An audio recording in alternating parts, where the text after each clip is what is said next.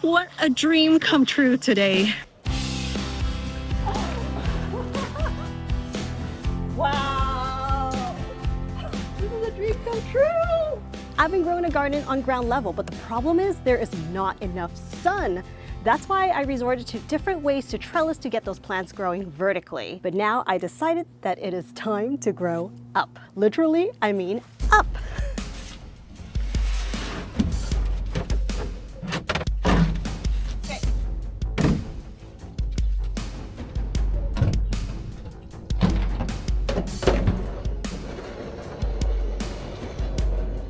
I'm gonna turn this rooftop into a lush vegetable oasis. I would love for you to follow me on this wild journey of building up this rooftop garden. It's basically a brand new garden up here. This adventure is going to allow me to grow in this sunny space. The way to get up here is to climb the fixed ladder. And then to get things up, I'll have to use the rope and pull it up by hand. So this would be a really great full body workout up in this garden. This is going to be my sky garden or sky oasis. I don't know. What do you guys think? What should I call this space? Leave your comment down below. On this adventure, you'll get to see how I problem solve, such as ways to water the plants, how to get things up here, what type of plants I'll be growing, how to deal with this climate up here that is so different than being on ground level, because it is so much hotter up here, but also so much colder and much more windy, as you can see. So in this video, I'm going to show you a tour of just a very general layout that I've got going here, and I'll talk to you guys about what I'll be putting in place here as far as, you know, how to water the plants, what kind of plants will go up here, and how I'll be composting, and just so much more. Let's start the tour! As soon as you get up here, you're gonna see, I'm thinking of like vertical planters up here, either that or the 3 self-watering planters that's sent to me by Crescent Garden, and I'm really excited to test it out because it's a self-watering system. Really perfect solution for the rooftop, aside from, you know, besides using like a timer, like irrigation. Oyas to do self-watering, or the self-watering planters would be really ideal if all that works out. So we'll find out. I'm gonna do like fruit trees here. I was thinking of keeping everything dwarf, nothing like that much taller than my height. I'm gonna keep things fairly short up here.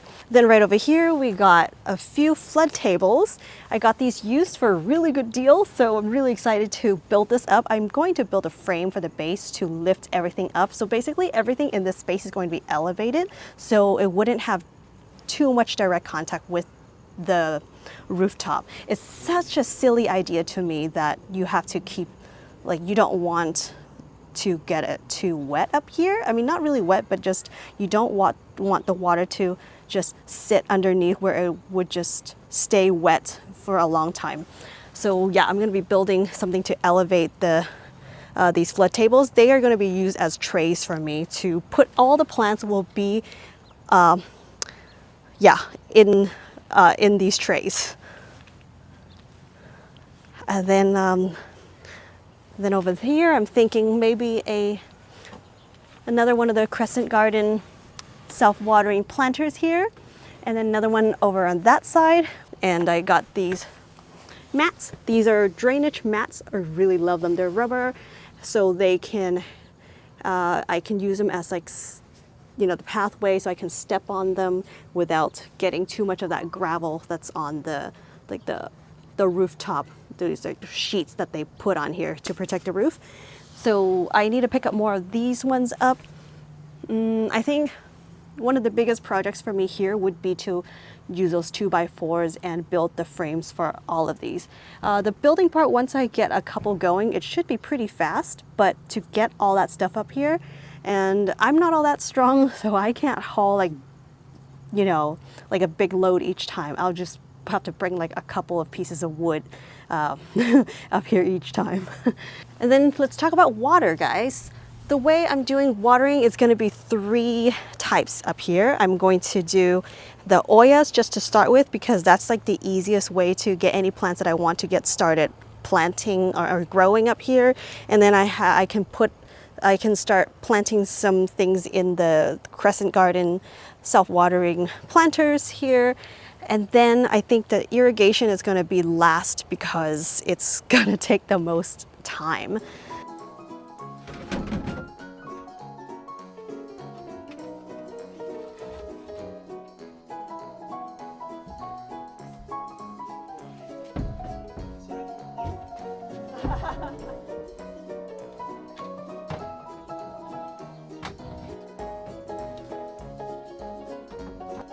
Got it. Okay, ready. Wow. Wow.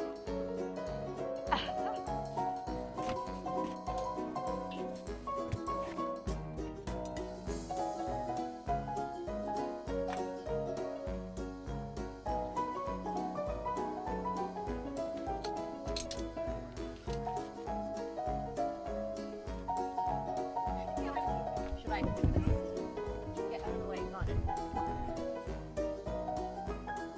I'm really thankful for one of the guys who was willing to help me haul all these heavy stuff up. Otherwise, I would not have been able to do this. And he even helped me put the PVC pipe up here. So need to do another one for the drainage. So one for the water to come up, and then another PVC pipe to go back down for the flood table so that all the excess water would get drained out of the roof. The idea is to get it down to the ground and out back to the garden on ground level. So it'll be a really good use of, I guess, conserving water, hopefully. Hopefully, that's the idea. I hope I can make that happen.